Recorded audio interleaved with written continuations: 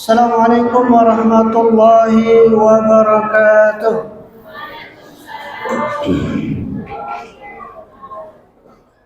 Innal hamdalillah nahmaduhu wa nasta'inuhu wa nastaghfiruh wa na'udzu billahi min shururi anfusina wa min sayyiati a'malina. Man yahdihillahu fala mudilla lahu ومن يضلل فلا هادي له. أشهد أن لا إله إلا الله وحده لا شريك له وأشهد أن محمدا عبده ورسوله الذي لا نبي بعده. Alhamdulillah, segala puji bagi Allah Subhanahu wa taala yang telah mempertemukan kita dengan bulan suci Ramadan ini, bulan yang penuh rahmat, bulan yang penuh ampunan, dan bulan pembebasan dari api neraka. Kemudian salawat dan salam semoga senantiasa tercurah kepada junjungan kita, yaitu Nabi Muhammad sallallahu alaihi wasallam, kepada keluarga, kepada sahabat, dan seluruh pengikutnya hingga akhir zaman nanti. Jamaah salat Isya dan Tarawih yang dirahmati oleh Allah Subhanahu wa taala, pada malam hari ini tema mimbar Ramadan yang akan kami sampaikan adalah tazkiyatun nufus, yang mana artinya adalah penyucian jiwa. Ramadan bukan hanya tentang menahan lapar dan dahaga, tetapi tentang membersihkan hati, yang mana selama 11 bulan mungkin telah dipenuhi debu dosa. Sebagaimana firman Allah Subhanahu wa taala di dalam surah Asy-Syams ayat 9 dan 10, qad aflaha man zakkaha wa qad khaba man dassaha. Sungguh beruntung orang yang menyucikan jiwanya, dan sungguh merugi orang yang mengotorinya. Inilah inti dari bulan Ramadan. Keberuntungan bukan pada banyaknya makanan kita saat berbuka, tetapi pada bersihnya hati saat kembali kepada Allah Subhanahu wa taala. Lalu hakikat dari tazkiyatun nufus itu apa? Secara bahasa, tazkiyah itu berarti membersihkan sekaligus menumbuhkan. Membersihkan hati dari sifat-sifat yang buruk dan menumbuhkan sifat-sifat yang mulia. Sebagaimana yang kita ketahui, puasa Ramadan itu adalah madrasah tazkiyah. Allah berfirman di dalam surah Al-Baqarah ayat 183, ya ayyuhallazina amanu kutiba alaikumusiyam kama kutiba alal ladzina min qablikum la'allakum tattaqun. Wahai orang-orang yang beriman, diwajibkan atas kamu berpuasa sebagaimana diwajibkan atas orang-orang sebelum kamu, la'allakum tattaqun, agar kamu bertakwa. Berarti tujuan puasa Ramadan adalah takwa.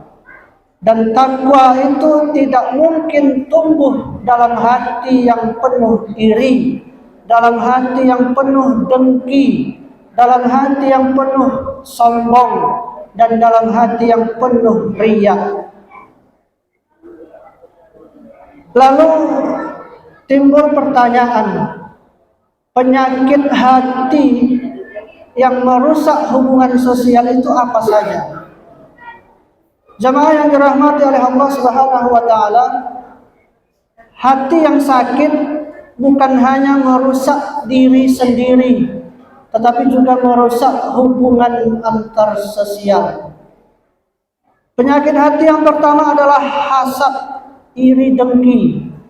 Rasulullah sallallahu alaihi wasallam bersabda, jauhilah hasad karena hasad memakan kebaikan sebagaimana api memakan kayu bakar.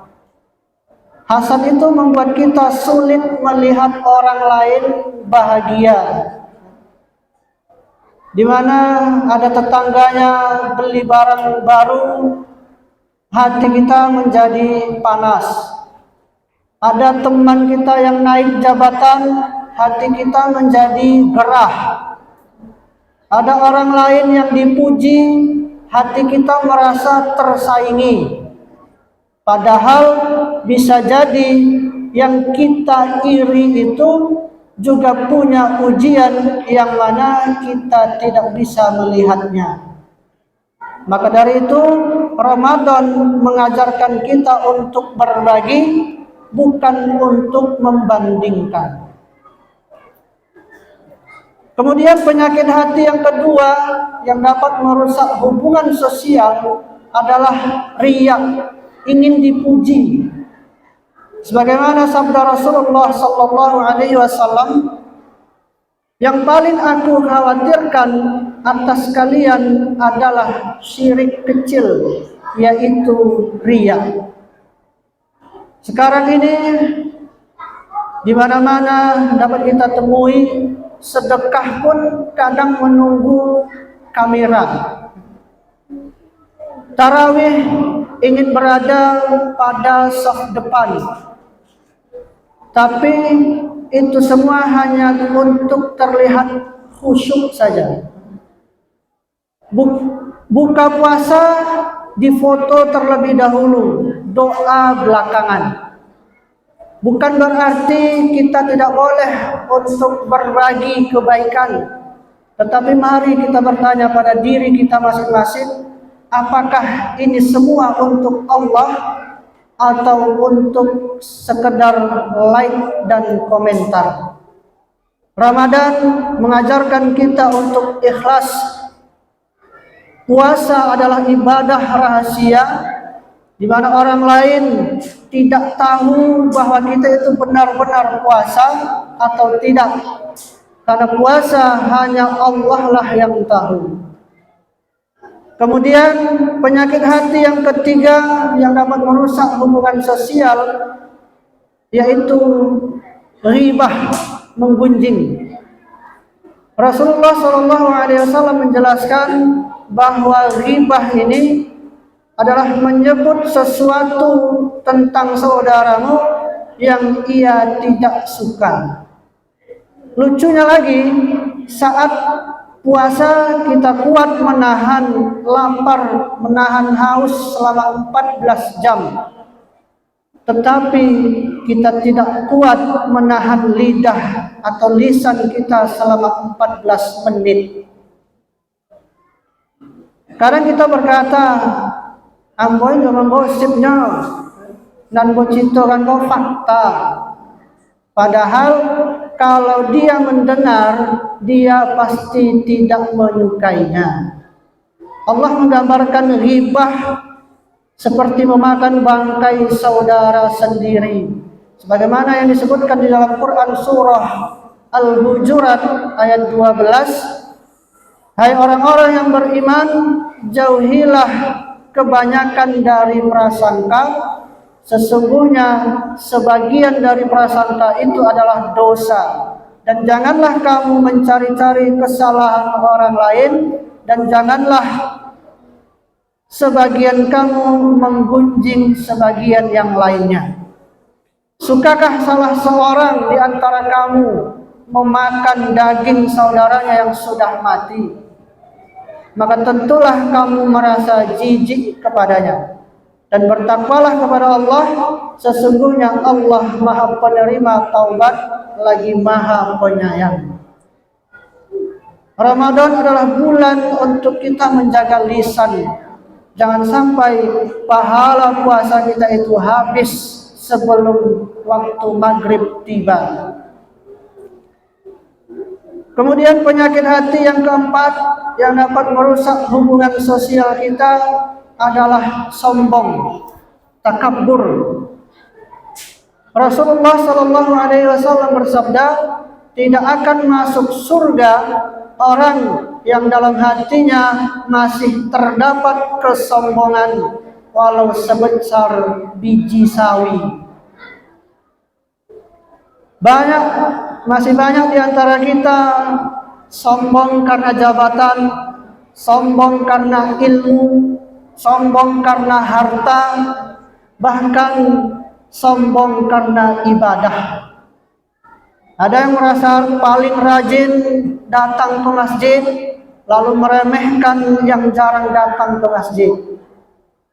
Padahal mungkin yang jarang datang itu lebih ikhlas daripada kita yang sering datang ke masjid. Ramadan melatih kita untuk rendah hati. Semua merasakan lapar, semua merasakan haus, semua sama di hadapan Allah Subhanahu wa taala. Lalu bagaimana cara kita untuk mengobati 4 penyakit hati ini? Pertama yang harus kita lakukan adalah memperbanyak istighfar. Allah berfirman di dalam surah Hud ayat 3. Di sana Allah menerangkan, wa anistaghfiru rabbakum summa tubu ilaih. Dan hendaklah kamu meminta ampun kepada Tuhanmu dan bertaubat kepadanya. Ramadan adalah bulan ampunan. Jadi jangan gengsi kita itu untuk meminta maaf kepada orang lain, apalagi meminta maaf kepada Allah Subhanahu wa taala.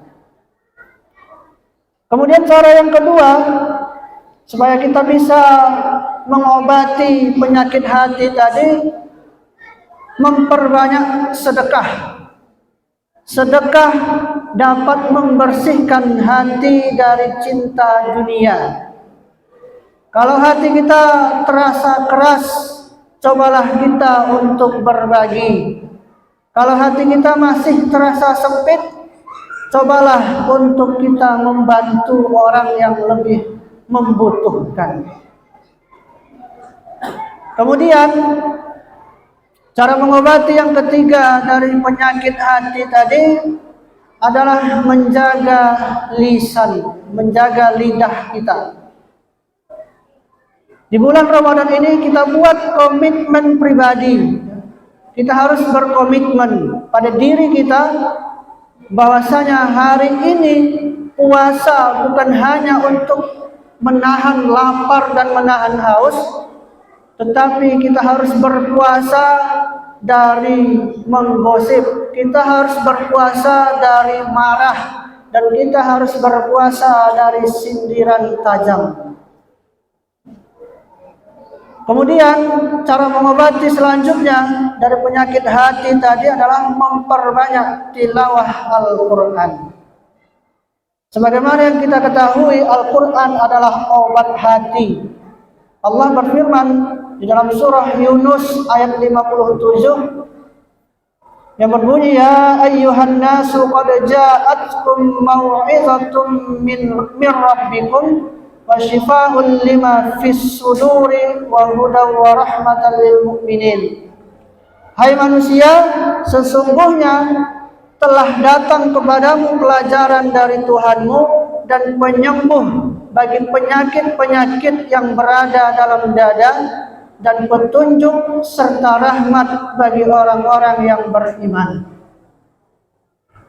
Jamaah yang dimuliakan oleh Allah Subhanahu wa taala, lalu ada sedikit sindiran halus untuk kita semua, yang mana sindiran halus ini mari kita jadikan sebuah renungan Jangan sampai Ramadan hanya sibuk di dapur, tetapi hati kita masih kotor. Jangan sampai kita semangat dekorasi masjid, tetapi kita lupa untuk mendekorasi hati. Jangan sampai kita hafal jadwal buka puasa, tetapi kita lupa jadwal untuk bertaubat kepada Allah Subhanahu wa taala. Kita sering khawatir baterai HP tinggal 5%, tapi tidak khawatir iman kita tinggal 5%. Kita panik kalau kuota internet kita habis, tidak bisa menghubungi siapapun. Tetapi kita tidak panik kalau pahala puasa kita terkikis hanya karena kita sering menggibah atau menggunjing. Jadi mari kita bermuhasabah diri, mari kita bertanya pada diri kita masing-masing, apakah puasaku hanya menahan lapar atau sudah menahan amarah? Apakah aku lebih mudah memaafkan di bulan Ramadan ini? Apakah aku masih menyimpan dendam kepada saudara, menyimpan dendam kepada tetangga, atau menyimpan dendam kepada keluarga sendiri? Apakah ibadahku meningkat atau hanya menu berbukaku saja yang meningkat? Jika Ramadan ini adalah Ramadan terakhirku, sudah pantaskah aku menghadap kepada Allah Subhanahu wa taala? Dari pertanyaan 5 pertanyaan tadi, mari kita renungkan dalam hati kita yang paling dalam, karena yang bisa menjawab pertanyaan tadi, menjawabnya dengan jujur, itu hanyalah diri kita sendiri. Jamaah yang dimuliakan oleh Allah Subhanahu wa taala, ada selingan ringan. Kadang orang berkata, "Ambo paso, tidak makan sayur." Tapi ketika ditanya, ada be yang jago, ada be yang pagi jago. Lalu jawabannya, iya, tapi itu tidak membatalkan puasa. Memang tidak membatalkan puasa secara fikih, tapi bisa membatalkan pahala puasa kita. Hanya dengan marah saja dapat membatalkan pahala. Banyak orang, Rasulullah SAW bersabda, banyak orang yang berpuasa tetapi tidak mendapatkan apa-apa dari puasanya kecuali hanya lapar dan haus saja. Jangan sampai kita termasuk di dalam orang-orang yang demikian. Sebagai penutup pada mimbar Ramadan pada malam hari ini, Ramadan adalah kesempatan emas bagi kita untuk tazkiyatun nufus, penyucian jiwa, penyucian hati, membersihkan hati dari iri, mengosongkan dada dari dengki, menghancurkan kesombongan, dan menghapus riya. Karena sesungguhnya yang Allah lihat bukan rupa kita, bukan jabatan kita, bukan pula status kita, akan tetapi yang dilihat oleh Allah adalah hati kita. Semoga Ramadan ini benar-benar menjadi bulan penyucian jiwa, bulan tazkiyatun nufus, bukan hanya sebagai tradisi tahunan. Allahumma zakki nufusana anta khairu man zakkaha anta waliyuha wa maulaha. Billahi fi sabilil haq fastabiqul khairat. Wassalamualaikum warahmatullahi wabarakatuh.